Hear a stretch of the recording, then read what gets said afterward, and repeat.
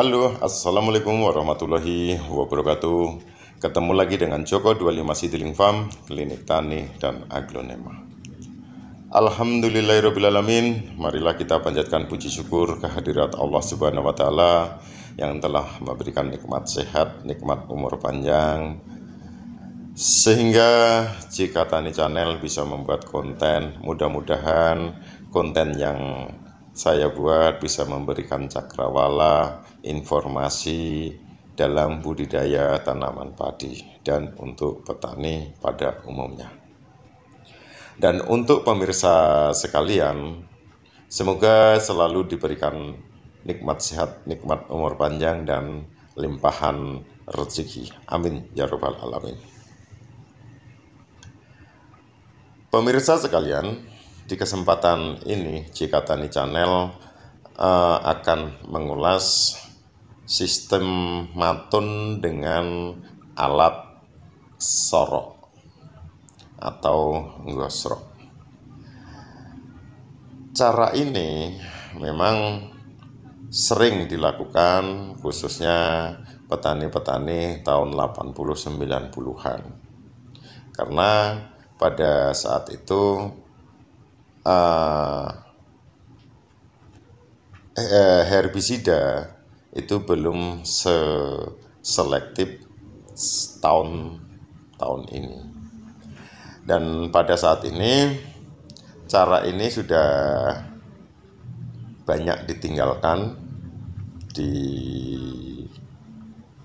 beberapa daerah atau sudah jarang digunakan oleh beberapa petani, karena cara ini satu memang sedikit lebih lama, lebih banyak memakan tenaga, tetapi dengan adanya herbisida saat-saat ini yang sudah bahan aktif lebih mumpuni, lebih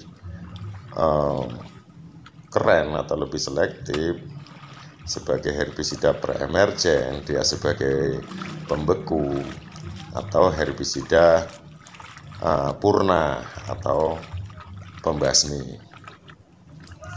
Sebenarnya cara ini sangatlah memberikan keuntungan dalam laju pertumbuhan tanaman padi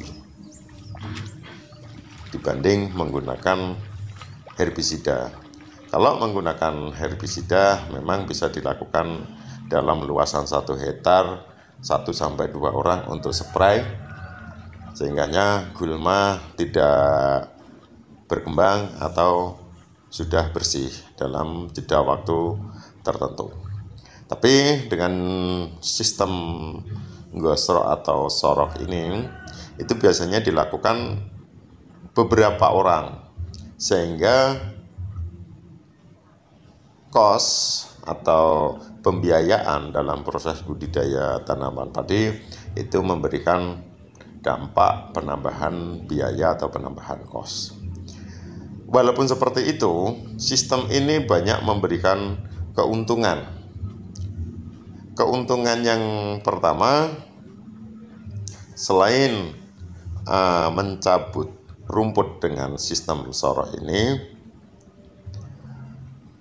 yang sehingganya rumput-rumput tercabut dan dia akan selanjutnya akan mati untuk rumput-rumput tersebut.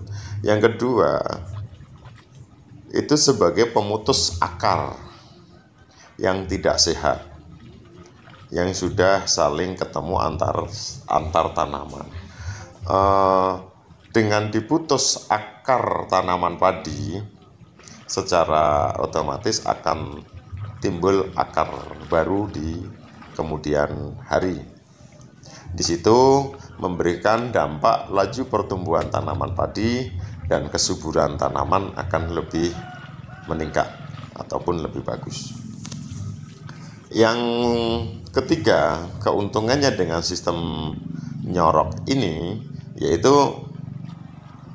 membalik bagian tanah pada lahan budidaya tanaman padi, sehingganya agregat tanah yang ada bagian bawah itu bisa terbalik ke atas, sehingga nutrisi-nutrisi itu bisa terserap oleh tanaman. Yang selanjutnya balikan ini tadi, sehingganya yang tanah bagian bawah berada di bagian atas, sehingga sinar matahari juga bisa membantu proses mikroorganismenya. Itu keuntungan. Walaupun memang cara ini sudah sangat jarang dilakukan di petani yang ada di lingkungan kami. Mungkin dari hamparan yang ada yang menggunakan cara ini tidak lebih daripada 5 atau 10% lah petani yang menggunakan sistem sorot. Karena dengan pertimbangan memang biaya dan jumlah tenaga kerja yang lebih banyak. Sekarang memang untuk sistem pengendalian dengan gulma itu memang kembali pada ulasan awal, menggunakan herbisida yang lebih selektif, yang lebih mumpuni, sehingganya tenaga kerja yang digunakan itu sudah tidak banyak dan cost-nya sudah tidak terlalu tinggi lagi.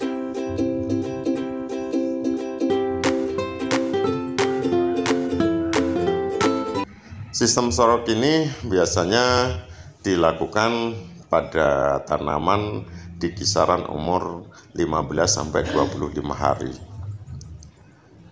Karena memang kenapa dilakukan sistem dilakukan di umur tersebut? Karena di saat itu gulma yang tumbuh belum terlalu banyak dan belum terlalu tinggi.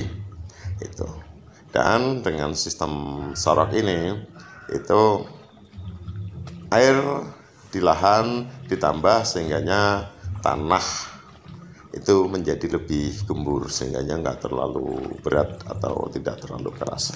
Kalau dilakukan sebelum di bawah 15 hari itu akar juga belum berkembang secara optimal. Kalau dilakukan lebih daripada umur 25-30 hari itu proses pembentukan anakannya itu yang sudah kelewat banyak. Makanya idealnya sistem sorot ini dilakukan pada saat tanaman umur kurang lebihnya 15-25 hari. Selepas itu pemupukan kedua di umur 25 hari, sehingganya anakan tanaman padi bisa meningkat untuk menambah atau meningkatkan hasil produksi dan produktivitas tanaman padi.